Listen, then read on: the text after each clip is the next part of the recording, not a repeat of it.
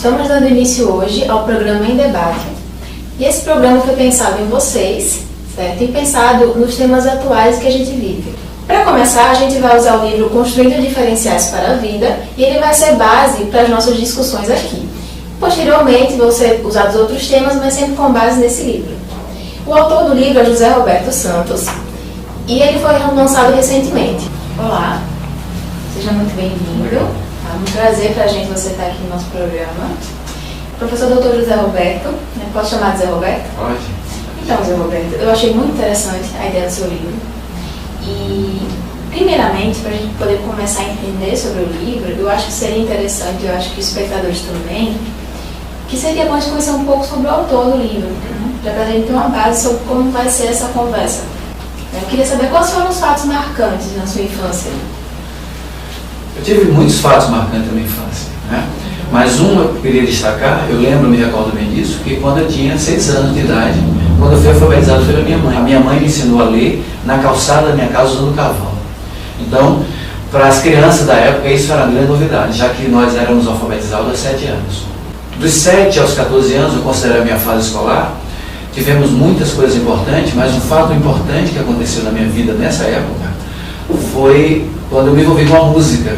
A música foi, para mim, um fato muito importante, tanto na área da criatividade, na área da afetividade, na área da compreensão do mundo. Certo. Voltando um pouco mais para a infância, os 6 anos, quem foram as pessoas que foram muito importantes na sua formação? Olha, eu sou filho de pescador, né? Um homem duro, ríspido, né? E a minha mãe era uma mulher doce, meiga, amorosa.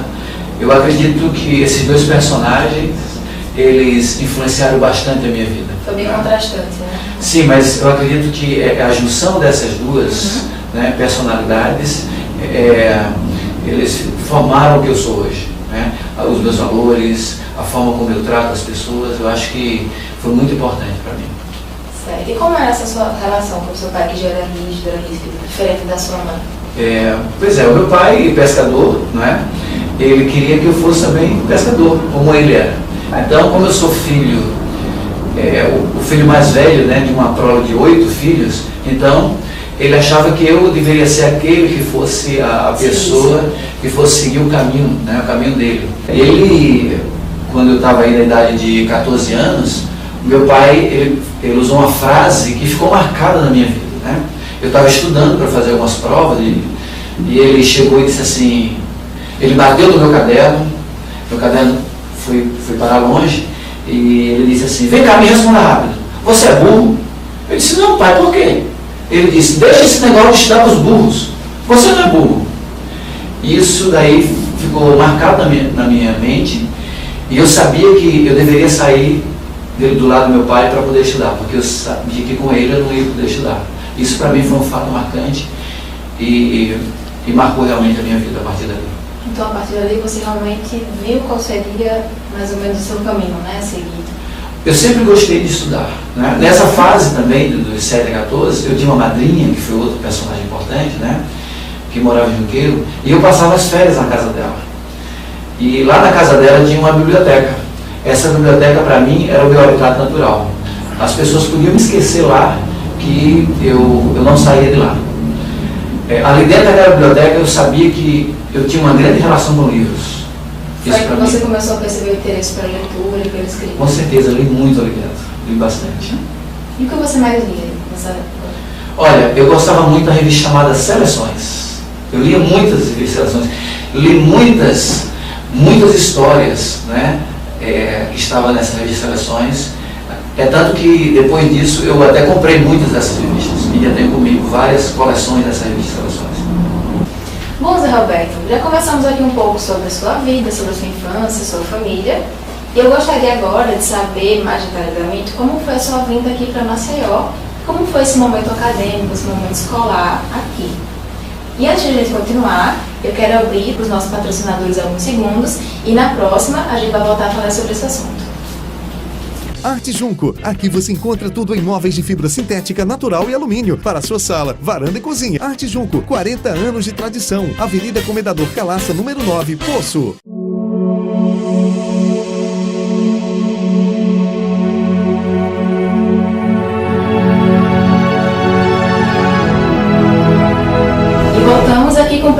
debate.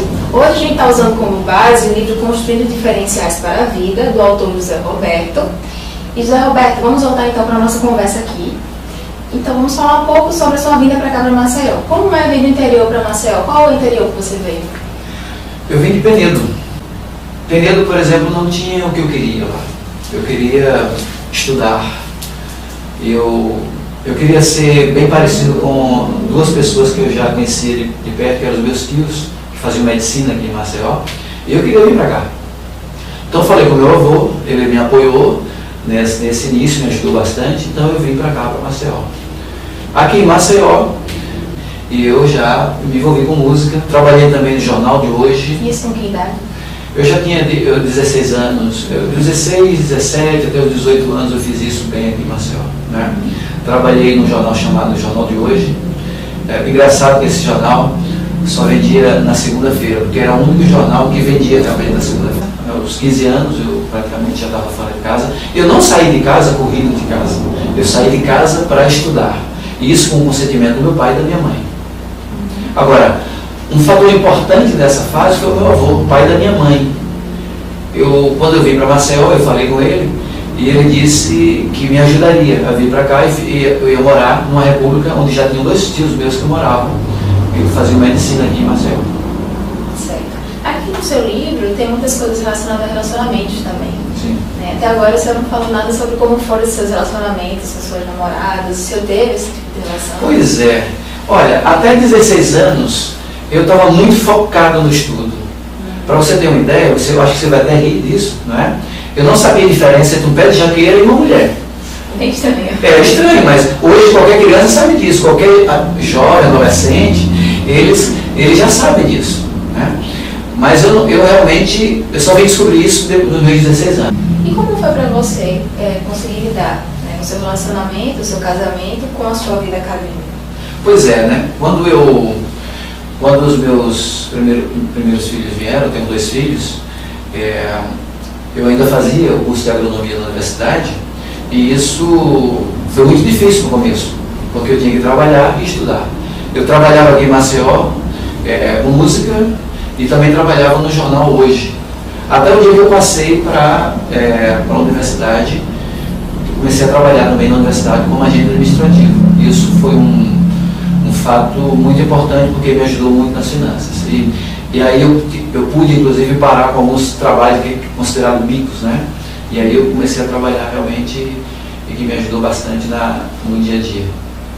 Quem tem a oportunidade, o prazer de ler esse livro aqui, vai perceber que você tem uma base bíblica em muitas das suas escritas aqui. E como foi essa base bíblica? Você sempre teve essa base? Não. Quando fui fazer o mestrado em Recife, aconteceu uma coisa muito importante na minha vida, que eu acredito que seja um divisor de águas realmente, né? Eu fui fazer mestrado e encontrei o mestre, encontrei Jesus Cristo. Eu aprendi que Jesus é o caminho, a verdade e a vida. Então eu resolvi seguir esse caminho. Para mim foi um fato marcante na minha vida. Foi o meu encontro com a Bíblia. E antes desse momento, como era na sua infância a questão bíblica? Olha, na realidade eu não tive encontro com a Bíblia na infância. Eu fui coroinha. Mas eu considero nessa fase uma fase escolar, né? Então eu não considero que não houve uma influência muito marcante na minha vida hoje, na minha vida do ponto de vista de conhecimento bíblico realmente, né? Mas eu tive, claro, toda uma infância envolvido com coisas da igreja, né? Depois isso muda completamente quando eu encontro com Jesus, né? Isso para mim o meu interesse pela Bíblia, eu estudo a Bíblia há muitos anos, e isso para mim é um fato importante para colocar na minha vida, né? E trago isso nesse livro para a vida das pessoas também. Como foi então o seu caminho até ser professor, seja no vestibular, na universidade? Olha, eu não tinha nenhuma dúvida que eu passaria no vestibular, porque eu estudava numa classe muito boa de alunos estudiosos, tínhamos vários grupos de estudo, eu tinha certeza que eu passaria no vestibular. Então, e isso aconteceu de fato. Passei no vestibular, né, fui para a universidade, e ao chegar na universidade, eu escrevi numa agenda, na agenda do dia, normalmente eu escrevia todos os dias na agenda, e eu escrevi lá: eu serei professor desta universidade. Assim que chegou. No dia que eu passei no vestibular, que eu coloquei meus pés lá, eu escrevi na minha agenda. 12 anos depois, a universidade estava me contratando como professor dela. E como foi esse percurso até você conseguir ser o professor de lá? Olha, Lara, eu descobri uma coisa. Eu descobri a forma como os meus professores fizeram e fiz a mesma coisa. Eu descobri que os meus professores eram bons alunos, foram bons alunos.